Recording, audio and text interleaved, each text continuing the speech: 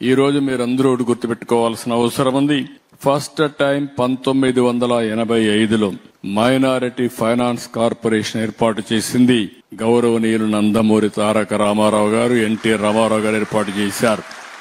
అదే మరి హైదరాబాద్ లో అసెంబ్లీ ఎదురుగా నేనే హాజ్ హౌస్ కట్టి ఎవరికి అన్ని ఇబ్బందులు లేకుండా చేశాం. ఉర్దూను రెండో అధికార భాషగా కూడా చేసింది తెలుగుదేశం. నేను ముఖ్యమంత్రిగా ఉన్నప్పుడే చేశాను. కడప హాజ్ హౌస్ మొదలు పెట్టాం. దాన్ని త్వరలోనే వినియోగంలోకి తెస్తాం. అదే సమయంలో తొందరలోనే అమరావతిలో కూడా మీకు హాజ్ హౌస్ కట్టించే బాధ్యత తీసుకుంటామని చెప్పి మీ అందరికి హామీ ఇస్తున్నా. ఇలాంటి కార్యక్రమాలు చేసి మైనారిటీ సోదరులు ఒకటే హామీ ఇస్తున్నాను.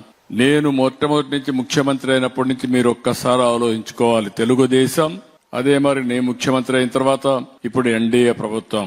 నేను ఆ రోజు ఒక మాట చెప్పాను. కేంద్ర ప్రభుత్వం వక్ఫ్ బోర్డు చట్టాన్ని తీసుకొస్తున్నారు, దాంట్లో మోడిఫికేషన్ చేశారు.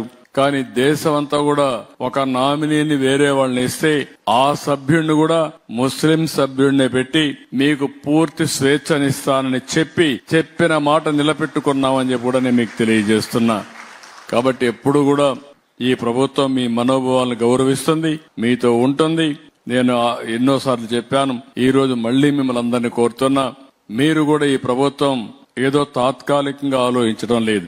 సమాజంలో మీ ఆర్థిక పరిస్థితులు మార్చాలని, మీ జీవన ప్రమాణాలు మెరుగుపరచాలని, అందరితో సమానంగా మీకు కూడా అన్ని అవకాశాలు వచ్చేట్టుగా చేయాలని అనేక కార్యక్రమాలు చేస్తున్నాం.